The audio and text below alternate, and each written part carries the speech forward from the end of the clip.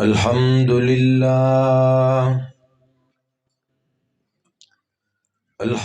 لله نحمده ونستعينه ونستغفره ونعوذ بالله من شرور أنفسنا ومن سيئات أعمالنا من يهده الله فلا مضل له ومن يضلله فلا هادي له وأشهد أن لا إله إلا الله وأشهد أن محمدا عبده ورسوله أما بعد فأعوذ بالله من الشيطان الرجيم بسم الله الرحمن الرحيم فكيف إذا جئنا من كل أمة بشهيد وجئنا بك على هؤلاء شهيدا وقال النبي صلى الله عليه وسلم إذا مات ابن آدم انقطع عمله إلا من ثلاث من صدقة جارية أو علم ينتفع به أو ولد صالح يدعو له أو كما قال النبي صلى الله عليه وسلم ربي أدخلني مدخل صدق وأخرجني مخرج صدق واجعل لي من لدنك سلطانا نصيرا. معزز علماء کرام او د دې رامیال غیرتمندو په دین مینو مسلمانانو نارینو زنانو ډیر خیستا پر نور او پر رونق محفل دی. دا گلستان د شیخ عبدالرحمن صاحب پدې کې نن یو بهار دی، د قرآن کریم ختمونه دي. نو مونږ او تاسو د قرآن کریم را جمع کړي یو، نو خبرې به هم د الله د کتاب کوو.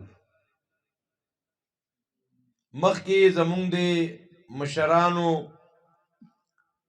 ډېر په ښکلي او په ښایسته انداز کې مونږ او تاسو ته د دین او د قرآن اهمیت بیان که. زمونږ مشر د قرآن کریم د ترجمې ختم وکړ ډېر په ښکلي او په مختصر انداز کې. زمونږ نعتخوانانو وروڼو مونږ او تاسو ته د مکه مکرمه او مدینه منوره تذکره په نعتونو کې وکړه، تلاوت وشو. محترمو، یو ځای ته چې یو میلمه د بیان د پاره راځي، نو ډیر داسې میزبانانی دغه علاقې د مدرسې هغې یو دوه درې خبرې کوي د میلمه ته، چیرې چې داسې بیان وشي چې خلک خفه نه شي، خلک خوشحاله شي. داسې ده که نه مفتي صاحب؟ او دویمه خبره دا کوي چې چیرې دا مدرسه داسې زیر تعمیر ده نو داسې که نه داسې پکې لږه خبره. شیخ القرآن مولانا عبدالرحمن صاحب الله دې په عمر کې برکت واچي دا زموږ تربیت کوي. ما ته لومبنۍ خبره وکړه چې مفتی صاحب بیان وکړه خو د شرک او بدعت رد وکړه. سبحان الله ټول وایي قسم مې دی په الله داسې علما کم ملاوي. دی مفتی نعیم صاحب ته قسم ورکوي تا ته چې ته اوسه پورې میزبان ویلي چې زمونږ په مدرسه کې رد د شرک و بدعت وکړه بچانې ویلي. دې سره خلک خفه کېږي یاره دې سره خلک خفه کېږي. دویمه خبره یې راله دا وکړه چې مفتی صاحب د چندو مندو اعلان به نه کوي خلکو ته بس مونږ د کار دی نو کوو. الله اکبر کبیره. دا د هغه علماو پروګرامي چې هغوی ته خپله ذمه داري معلوموي. ما پرون د ثوابې کې یو دستربندي وه نو هغوی ته ما ویل مې نن مونږ خپلې ذمه دارۍ نه دي پیژندلي. د مدرسې متمم صاحب به هغه به درس قرآن هم کوي درس حدیث به هم کوي نو چنده به هم کوي. هله دلته کې د تعمیر ضرورت دی نو بلب نشته د بجلی کار خراب دی د بجلی بیل زیات راغلی دی د اوبو انتظام پکار دی ماشومانو ته کتابونه لایرونه پکار دي نو هله ماشومانو دپاره یو وړه ډسپنسري پکار ده دا ضرورت دی دا ضرورت دی. مې مونږ عوام الناس دونه ظالمان یو مونږ هغه خپله ذمه داري هم په دې اچولي یو. د دې علماو کار څه دی دا قرآن یې راواغسته کتاب یې راواغسته دلته یې کولاو که. اوس ما او تا به خپل بچي م ورته رالیږو دلته کښېنئ دا دین زده کې بیا دې سره چې کوم متعلقات دي که هغه تعمیرات دي که هغه د بجلی ضرورت دی که هغه د اوبو ضرورت دی که هغه نور ضروریات دي دا د چا ذمه داري ده؟ جی په دې خبره تاسو دا د شپېلې شوې دا د چا ذمه داري ده؟ دا زمونږ د عوام الناس ذمه داري ده.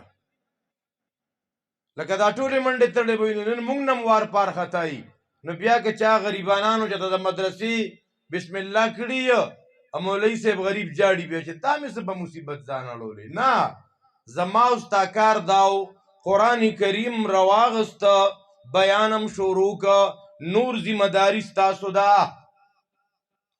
اے محترمو مسلمانانو د قرآن کریم او د قرآن د استاد شان به بیانو ستاسو توجه به پکاري ځکه نن مونږ او تاسو د دې قرآن میلمانه یو. نن وګورئ دې وړو ګلالو بچو ته دا دي ته چې په دې سرونو باندې دا ښایسته ښایسته دستار سجو شوی دی څونه خوند کوي نو څونه مزه کوي. دا دی قرآن کریم اختتام ته ورسو دی قرآن کریم دی بچو ته څونه لوی پروټوکول ورکه دی قرآن کریم د دې ماشومانو خاندان ته څونه لوی پروټوکول ورکه. هلکه نن د پلانکي بچي قرآن ختم که په ناظري سره یې ختم که په تجوید سره یې ختم که په تفسیر سره یې ختم که درس نظامی یې تکمیل ته ورسو. دا د قرآن کریم هغه شان او مقام دی چې دې سره نسبت راغی هغه عزتمن شوخه.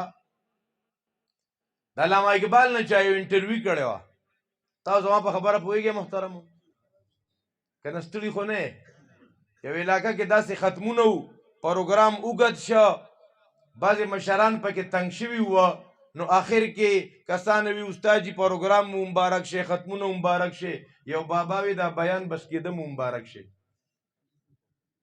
ستړي شوي بعضې خو د دې چکدرې نه چې دې خوا راوړې که سوات ته ځې او که دیر ته ځې دلته مونږه مسلمانان ولیده دې سره په ناسته کې مې ایمان تازه شي قسم بالله. دلته خلک تنګېږي نه ښه زمونږ علاقو کې یو مولوي صاحب بیان بس کړم کو کومه چا ورته بس که نور مه کوه نو بیا هغه مولوي صاحب ته چلم نه ورته چې خدای اوس بیان کوم او که نه کومه. محترمو مسلمانانو دا قرآن کریم دې سره چې نسبت د چا راغلی دی علامه اقبال نه یو انټرویو شوی وه مختلف تپوسونه ترې نه کوي یو تپوس ترې نه دا شوی و چې علامه صاحب لږ مونږ ته خپل تعارف وکړه په اشعارو کې علامہ اقبال ورته وی اقبال بھی اقبال سے واقف ہی نہیں ہے کچھ اس میں تمسخر نہیں واللہ نہیں ہے یو تپوس ته دا کړو نو دویم تپوس ته دا کړو یو تپوس ته وکړو تخپل مونږ ته تعارف وکا او ته وی اقبال بھی اقبال سے آگاہ نہیں ہے کچھ اس میں تمسخر نہیں واللہ نہیں ہے دویم تپوس ته نه کوي علامه صاحب مونږ ته لږ د خپلې مور باره کې څه ووایه ځکه مور خو ډېره لویه هستي که نه والدین ډېر لوی هستۍ دي ښه د رامیال مسلمانانو نارینه او زنانو دا مور پلار دا نعمت لاسانی دی مور پلار څه دي محترمو نعمت لاسانی د نعمت لاسانی مطلب دا دی دا نعمت الله په دنیا کې یو پیره ورکوي بیا دوباره دا نعمت نه ورکوي د چا که مور پلار لاړ نو بس لاړ هغې ښه بیا نه میلاویږي او یو د انسان د عزت دی محترمو که دا عزت در نه لاړو حیا در نه لاړه دا بیا نه میلاویږي نو ډېر احتیاط به پکاري نو علامه صاحب ته وی د خپلې والدې باره کې تاسو مونږ ته څه ووایې هغه ورته وی دې ساری خدائی تو میں لے نہیں سکتا ایک ماں کا بدل تو بھی مجھے دے نہیں سکتا مور خو موري مور پلار د دې خو ډېر لوی مقام دی کور ورسره جنتي بغیر د والدینو نه خو کور یو قبرستان په نظر راځي اے نوجوانانو د چا چې مور پلار ژوندي ډېر خیال یې وساتئ ډېر خدمت یې وکړئ سبا به د مور پلار خاورې اغوندولي بیا به په ځان چکونه لګې بیا به چاته وی چې بیبي السلام علیکم داجي ګله السلام علیکم بیا به چاته وی د دې مور پلار دعاګانې د اولاد په حق کې ټک په ټک قبلیږي او زندگی خو په منډه منډه روانه ده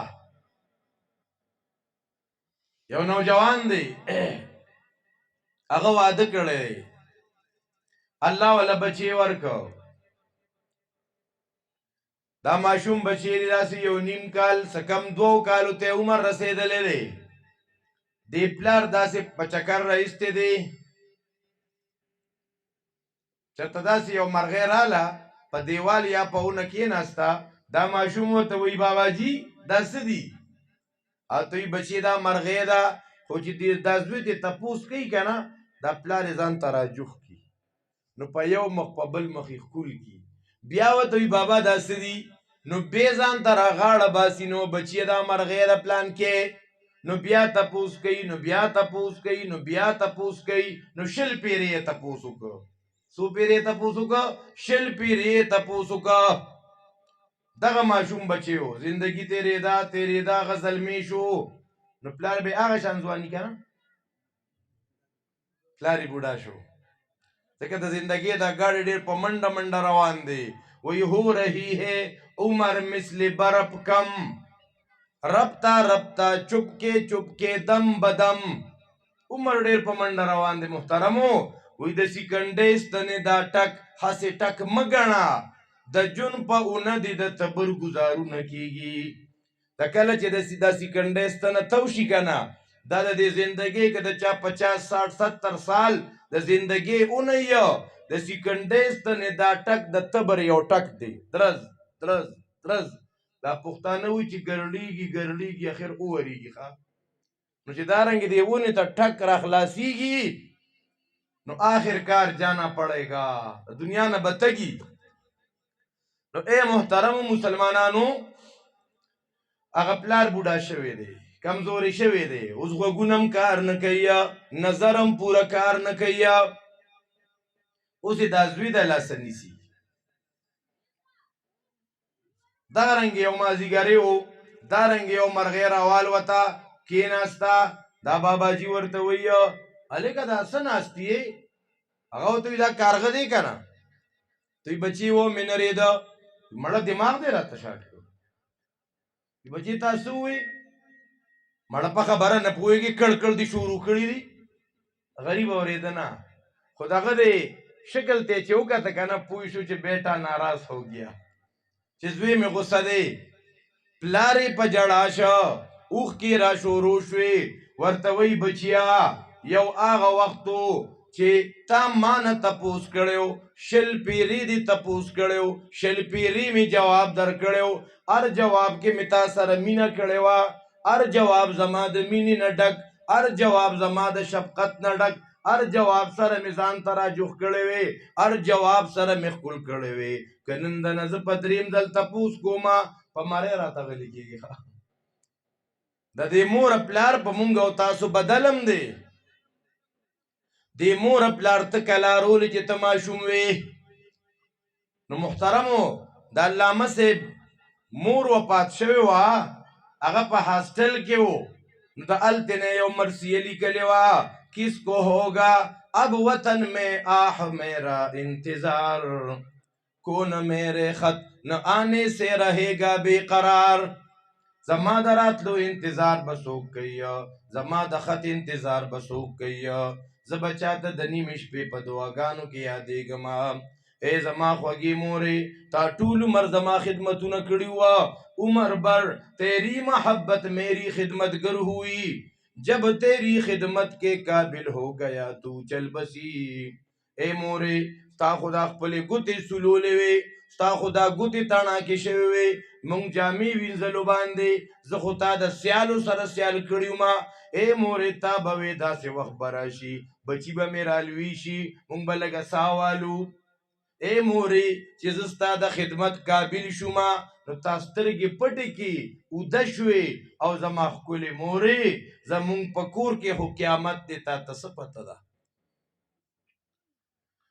الله اکبر کبیره نو محترمو درېیمه خبره د علامه صاحب نه تپوس کوي یو داسې دور و چې دا کافران به د مسلمانانو نه یریده ټیپو سلطان شهید شوی دی کافران یې خواته راله چې څنګه یې وله تماشه وکړو نو هغه لاش یې پروت دی هغې غر والخه و چې ته راپانه سي راپسې د کفارو دونه پړه کې یره وه د مسلمانانو نه خو مفتی نعیم صاحب وختي نشاندهي وکړه ډېره زبردسته خبره زمونږ هم ذهن کې راله مونږ هم وایو عدالت کې تاریخ دی او عدالت کې تاریخ دی په کوم عدالت کې چې قرآن دی په کوم عدالت کې چې یو طرف تم دروغ بل طرف تم دروغ پیسې او سو رشوتونه نو تاسې عدالت ویل پکار دي مفتي صاحب وایي چې دا کچرۍ دي څه دي خو دا هم هغه کچرۍ دي که نه څه بل سیستم خو پکې نشته دا هغه کچرۍ دي نن ځکه چې مسلمان په خپله جامه کې نه دی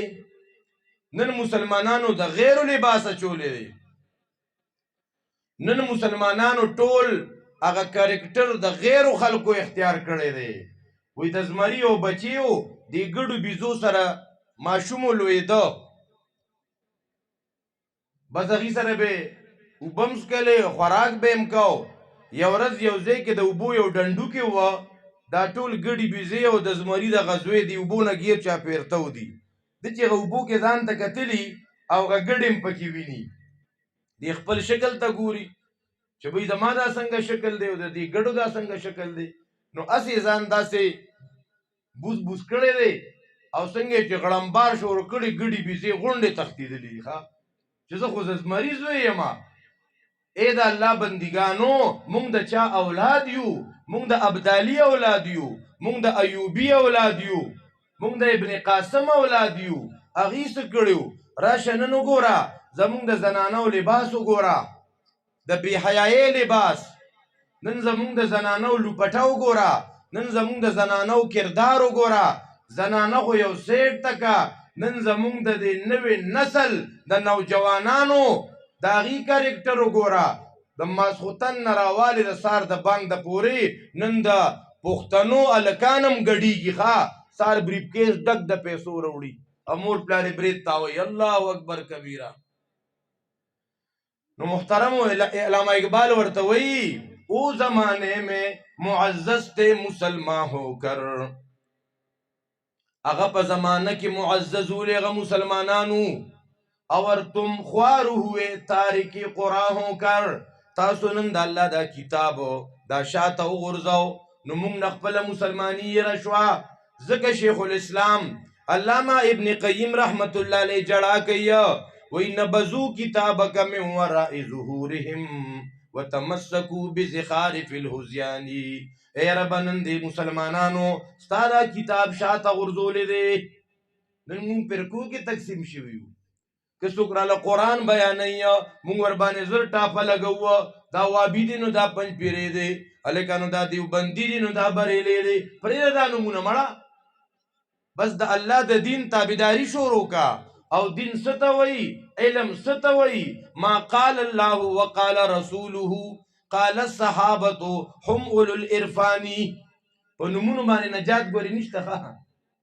پا نمونو کے نجات نشتا محترمو نجات پا صحیح عقیدہ و پا صحیح عمل کے دے بس چی دا چام صحیح عقیدہ و دا چام صحیح عملو کہ دا ار یو نسبتو یو تن دی داغا نسبت دا دیوبند دا بریل سر دے بریل دا پا ہندوستان کی یو خار دے ایک لوی علماء تیر شوی لوی مشایخ پا کی تیر شوی مشایخ بریل پا دی کتابوں نے لکلی شوی دا آغا بریل علاقی یو عالم دی یو عام تن دی مسلمانم دی قرآنم منی سنتم منی عقیدیم سیدہ عملم سیدے خدا غنم سر حلق لگی پلان کی بریلی عقیدے سیدہ عمل سیدے دیو مسلمانی ہو کنا دیو جنت تزی ہو کنا کنا دی نم دا وجبان مونگ دی جہنم کو یو تن دے دا غدا ہندوستان کی یو وڑکوٹے غنطا قصبہ دا یو کلی دے اغیتا دیوبن ویلی کی گی ما بانے خوزکا گران لگی دا ما مشایخا دا آغا زینا سبکون ویلی ہوا زما زیاد قریب نسبت دا دیوبن سارا دے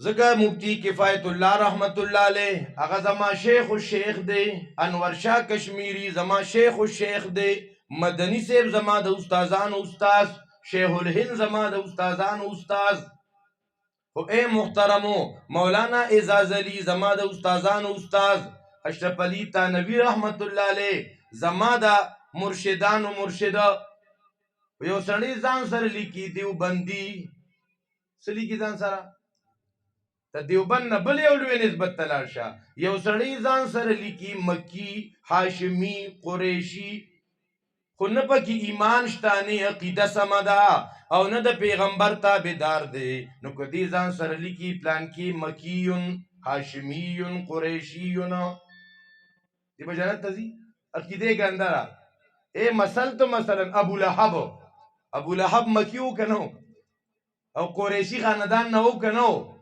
عقیدے صحیح نوا عمل صحیح نوا نو مڑا بریلی دیوبندی خلارستو دے چیزان تا مکی وی عقیدے صحیح ندا اللہ وی تبت یدا ابی لحب و تب یو سڑی زان تا مدنی وی دا مدینی اسیدن کے دے خدا پیغمبر خلاف دے دا پیغمبر خلاف پلاننگو نکیا دی با جنت تزی عبداللہ ابن عبی ابن سلول دا منافقانی سرغانہ مشرہ دغا نسبتون بیا کار نور کئی چی ایمان نیا نو اے محترم و مسلمانانو قرآن کریم دا عظیم شان کتاب دے دا سی کتاب دے دا اللہ تم دیر زیاد محبوب دے دا قرآن کریم دا اسمانونو نا دا زمکو نا آغا چی پزمک اسمان کی سدی دا دے ہر سنا اللہ تا دیر زیاد گران اور دیر محبوب دا خپل کتاب دے نو چی ماوتا تم محبوب شیخا دا قرآن کریم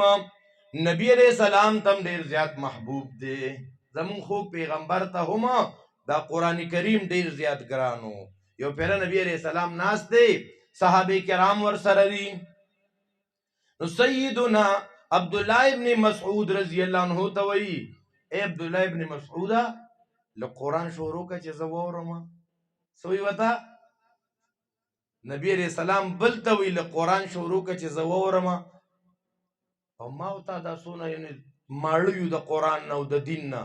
بیا اوس د رمضان میاشت را روانه ده که نه، ستاسو د علاقو مونږ ته پته نشته، خو زمونږ په علاقو کې په دې تراو والا کې هم دی بعضې عوامو نښې کړي، هلته کې 15 منټ کې تراویح کېږي، هلته 20 منټه کې. وی پلان کې سم چې کوم دی نو کمپیوټر استاد دی او سم جنریټر استاد دی.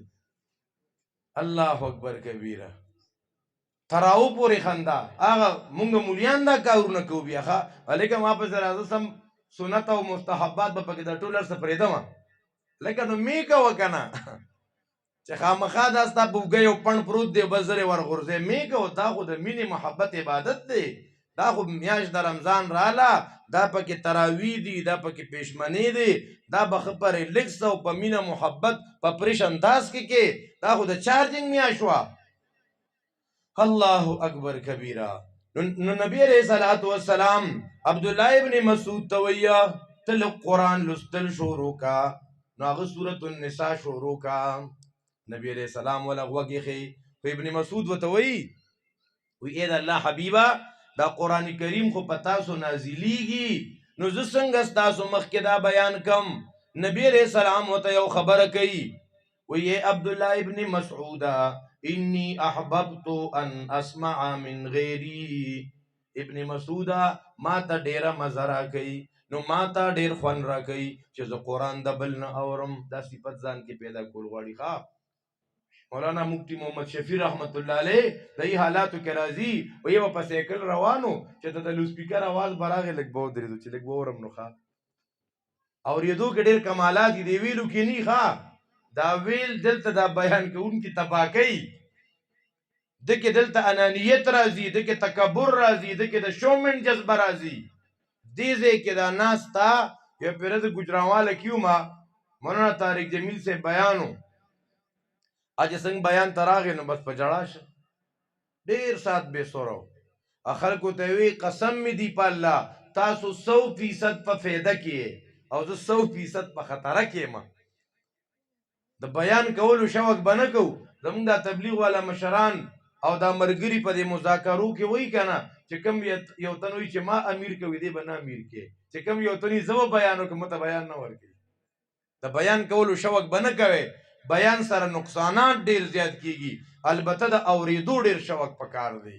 نو نبی علیہ الصلوۃ والسلام ورته وی زه خوښوم چې زه قرآن د بل نه واورم. دا مسله موږ مسلمانانو کې هم کله کله راشي. مسلمانانو کې بیا چې کوم زموږ علما کرامي، ما خو یو کال درس کړی و، یو کال مې دوره کړې ده، زه خو عالم شوی یم، زه به بل ته غوږ دم. دا غلط کار دی. نه چې تا ته څونه موقعي څونه چانس ده تا د بل نه اوره د بل نه اوره، دې کې ډېر زیاته فایده محترمو. عبدالله ابن مسعود رضی الله تعالی عنہ سورة النساء شروع کا. چې کله دې آیت ته راورسېده د سورة النساء آیت نمبر 41 تا چې فکیف اذا جئنا من كل امة بشهید وجئنا بك على هؤلاء شهیدا.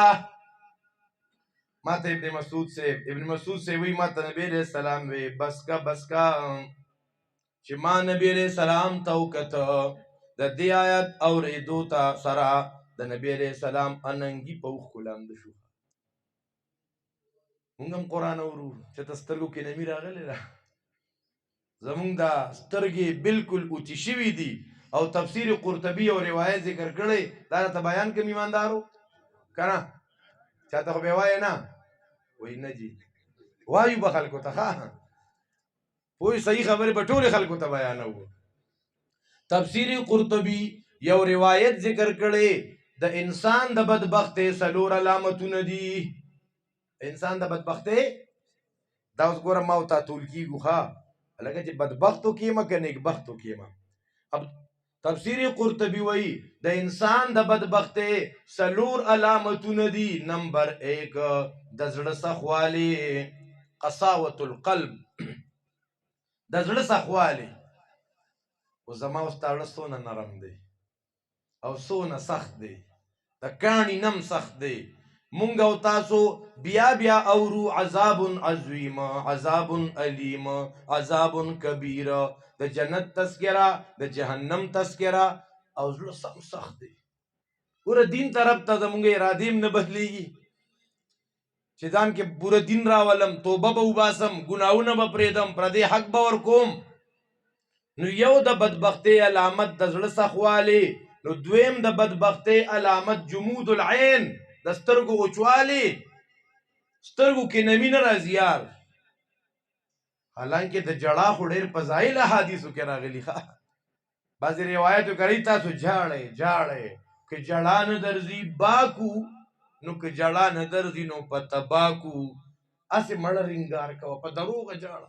ګوره د دروغو جړا من لا ته خوښه ده، د دروغو جړا من لا ته خوښه ده. او حدیث پاک کې راځي چې د کومو سترګو نه د الله د یری اوښکې راووتې، په دغه سترګو باندې جهنم ته تلل داسې ناممکن دي لکه څنګه چې پې تیانو ته بیا دوباره تلل ناممکن دي. ښه څونه فضیلت دی.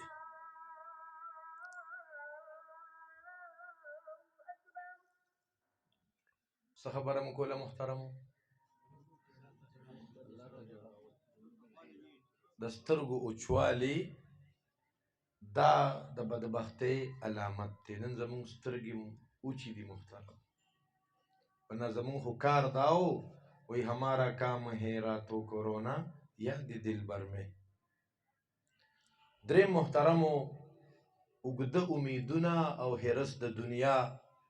نو نبی علیہ السلام په جړا شو چې دی آیت ته ورسولو. اولی په جړا شو دا ځان سره یاد ساتئ. شیخ صاحب چې په 2 تاریخ باندې درس شروع کی کنه چې دې ځای ته راورسي نو تاسو ته به دا بیا وایي چې محدثین څه وایي چې نبی علیہ السلام اولی په جړا شو. خو دا حدیث ما دې دپاره وی چې نبی علیہ السلام وی چې زم دا کتاب د بل نه اورم نو ماته خوند راکوي. چې مونږ او تاسو هم زمونږ دا علما مونږ ته قرآن بیانوي چې خوند ترې نه الو، چې مزه ترې نه الو. دا د قرآن یو شان شو. د قرآن د استاد یو شان درته بیانوم، ډېر مختصر، اگر چې هغه ځان ته یو تمهید غواړي خو ټیم ډېر مختصر دی. محترمو د نبی علیہ الصلوۃ والسلام نه زما او ستا مور جانه عایشه صدیقه تپوس کوي. زمونږ د مسلمانانو مور څوک؟ عائشہ صدیق کائنات صدیقہ بنت صدیق رضی اللہ تعالی عنہا چې د پر د اسمانونو نه صفائی راغلی وه. لوی شان دی. اگر چې روافض هغې پورې خندنې کی ظالمان. ښه ډېر روافض داسې شته، بلکې د روافضو خو دغه نظریه ده، هغې وایي صرف 5 تن پاک. روافض څه وایي؟ 5 تن پاک، چې بس په صحابو کې دا 15 تنه دي. مونږ وایي صحابه کرام ټول پاک هی پاک. خبره پوه شي که نه؟ ګوره 3 خبرې داسې دي غټې که نه، په دې به مسلمان د چا سره کمپرومایز نه کوي. یو عقیده د توحید ده چې تا ته څوک وي خیر دی مړه دا توحید پکې مه بیانوه، او داسې هم ساده ساده خبرې به کوو که نه، او بس دوستي به یو ځای به چلیږو. نه جي که ما سره زه یو که نه ہٹ کر چلے وہ ہم سے جنہیں سر عزیز ہو، ہم سر پہ رو کے ساتھ کوئی سر پہ را چلے. پا ایمان او پا توحید باندے نو کمپرومائز. او دویمه خبره ختم نبوت دی. که تاله یو سړی خیر دی مړه دا قادیانی دی، دلته به عهده ورکو، دلته به داسې شي او دا به شي، خیر دی بس نظام دی چلیږي. به یاد وساته په ختم نبوت چا سره کمپرومایز نه. خبره مو ذهن علي محترمو. او دریمه خبره په صحابه کرامو باندې چا سره کمپرومایز نه، چې خیر دی جی زه به عثمان غني باندې بدره دویمه، زه به امیر معاویه باندې بدره دویمه، زه به په پلانکي صحابي بدره دویمه، زه به صحابه کرام نه منم. په کتابونو کې لیکلي یو که وس مې وشو د پیغمبر د روزې د خوانه به 2 بوتان وباسم، یو ابوبکر دی یو عمر دی. العیاذ بالله. ډېر خلک تپوس کي دا روافض څنګه خلک دی. بهرحال محترمو دغه یو ځان ته عنوان دی. د روافضو سره په لار زما او ستا تګ نه کېږي. ګورې ښه زموږ علماو لیکلي دي دې سره په پینډه ډوډۍ هم نه خورئ. روافضو سره چې د صحابه کرامو سره دشمني ده په زړونو کې، او یوازې دغه ګن پکې نه دی په روافضو کې، هغې ختم نبوت نه مني. روافض چې دي دا ختم نبوت نه مني. ظاهر کې خو ما او تا ته وایي هغې خپل 12 امامان ګڼي، غایبین معصومې ګڼي. زمون عقیده دا ده لا نبی بعده ولا رسول بعده ولا کتاب بعده ولا معصوم بعده. د پیغمبر نه وروسته په کائنات کې بل معصوم نشته. هغوی خو نور معصومین ګڼي، نو په حقیقت کې د ختم نبوت هم قائل نه دي. نو چې څوک هم د دغې خلکو سره ملګرتیاګانې او کمپرومایزز کوي دا په غلطه دي. نو محترمو، عائشہ صدیقہ رضی اللہ تعالیٰ عنہ د نبی علیہ السلام نه تپوس کوي اے د الله حبیبه د غزوه احد نه په تاسو زیاته سختی راغلې وه. غزوه احد کې پیغمبر ته ډېر زیات درد او تکلیف رسېدلی و. دې خوا اویا جان نثار صحابه کرام هغه شهیدان شوي دي. دې خوا سیدنا حمزه شهید شوی دی. دا صحابه کرام چې د هغوی د لاس شل شوي دي. بای صحابه کرام په دغه میدان کې کیمه کیمه پراته دي، روغه ډوکې هم پکې نشته. ځکه موږ وایي په صحابه کرامو نو کمپرومایز. ته راشه د صحابه کرامو زندگی خو وګوره که نه. ما سره کتابخانه کې د صحابو په شان یو کتاب دی، دی چې غنوم ته وګورم ګوره د اړه مې داسې مزه واخلي. اسد الغابه، اسد الغابه، اسد جمع د اسد ده، د ځنګل زمریان. دا نوم یې ډېر ناشنا نه دی. اسد الغابه صحابه کرام خو ډېر لوی خلک دی.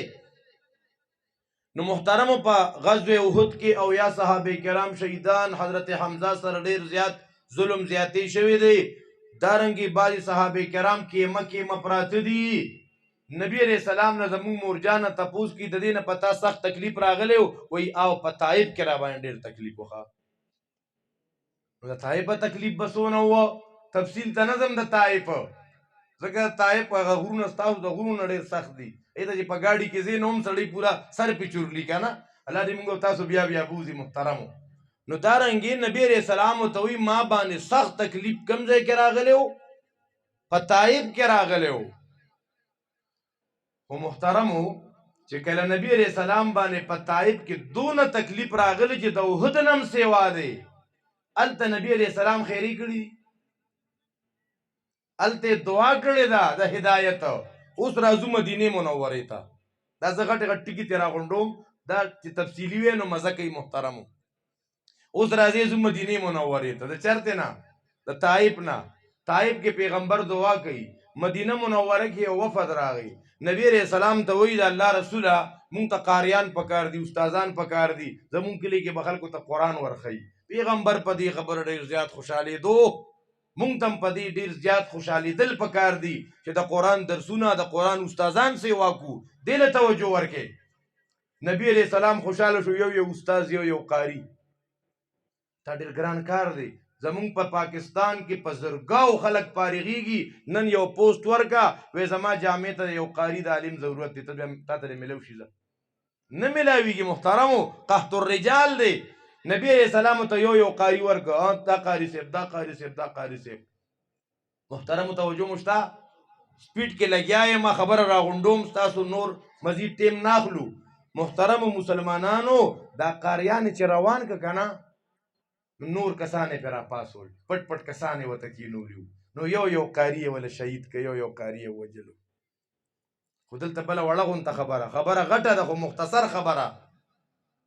که پیغمبر ته دا پته وي چې دا ظالم راغلی او دا خو غټ منافق دی، قاریان نه په دوکه بوځي او شهیدان کوي، بیا به یې سره پرېښودي وو؟ نو دې نه زموږ مسله معلومه شوه که نه چې غیبدان یې کې یوازې یو الله دی. پیغمبر ته الله ډېر علم ورکړی، انبیاو ته الله ډېر علم ورکړی، خو عالم الغیب نه دي. د غیب د جمیع ما کان او د جمیع ما یکون په دې باندې پوه یو د الله ذات دی محترمو. قاریان یې شهیدان کو. یو قاري صاحب هغه چې شهید کوي، هغه ټیم کې سوال وکړو چې اللهم اخبر عنا نبیک. دا روایت صحیح بخاري څو ځایه ذکر کړی چې یا الله زموږ د دې حالاتو نه خپل نبی خبر کړي. اب هلته څونه خوشحاله وي چې شاګردان مې لیږلي او هلته به مدرسې شروع کړي او درسونه به شروع کړي او حافظان او قاریان به تیار شي. او ای د الله رسوله دا خو منافقانو موږ سره ظلم وکړه، د قاریانو د حافظانو وینې توی کې ظالمانو. نبی علیہ السلام خبر شو. صحیح بخاری کې څو ځایه حدیث راځي چې نبی علیہ السلام هر موس پسې د سحر هر موس پسې روزانہ 1 مہینہ یا 40 دن قنات شهرا نبی علیہ السلام دغه ظالمانو تخیری شروع کی یو میاش چاته چې د قرآن حافظان یې وچېړل هغې شهیدان که په طایف کې ورته د احد نه زیات تکلیف رسېدلی و هلته یې دعا کړې وه دلته کې قاریانو باندې توره اوچته شوه دلته په قاري باندې لاس اوچت شوی دی نو د نبی علیہ السلام لاس اوچتیږي د رحمت للعالمین لاس اوچتیږي او د سار په مانځه کې اوچتیږي او خیرې ورته کوي چې ربه تی ټوکړي ټوکړي کې تی تباه و برباد کې دا د قرآن کریم د قاری او د استاد شان دی دا زمونږ د دې مشایخو د دې قرآن والو مقام دی اے محترم مسلمانانو نبی علیہ السلام به دعا غوښته اللهم انی اسألک علما نافعا باقی د ختم په حواله سره مونږ ډېر زیات خوشحاله شو بعض علاقو کې ختمونه یې اوس د الکانو د جنکو د ختمونو د پاره پکې بعض علاقو کې موټرې چې کوم دی نو بڼی موټرې ناوې کوي د دغه نه ځان ساتل پکار دي بعضې ځای کې په ختمونو کې د هلکانو جینکو په ختمونو کې یاره هغه سپریګانې غوندې را پیدا کړي او دا خلک ورته دته پټکي والي به پټکي ورته سپریګانې کوي او بعضې خلک پې چې کوم دی نو دا بلا یو دونه هارونه یې ورته اچولي محترمو دا هارونه دارنګې دا سیرې بیا خاص کر د پیسو سیرې او بعضې علاقو کې داسې ویډیوز لیک شوي دي محترمو چې هغه کور کې زنانه او د جینکو نه کړي ښه فارغېږي او ګلببو ته سیرې م ورچوي لرګې دغه رسمونه رواجونه دغه غلط ترتیبات دي محترمو دغه د هندوانو ترتیب دا سیرې او هارونه د دې نه اجتناب پکار دی او څنګه چې شیخ عبدالرحمن صاحب بیا ووی چې کوم خطرناک مرض دی خطرناک بیماری ده چې هغه شرک دی نو ځان د شرک نه وساتې شرک به څنګه پیژنو د قرآن نه بغیر څوک شرک نشي پیژندی الله رب العزت دا اجتماع په خپل دربار عالی کې قبول او منظور کی واخر دعوانا الحمدلله رب العالمین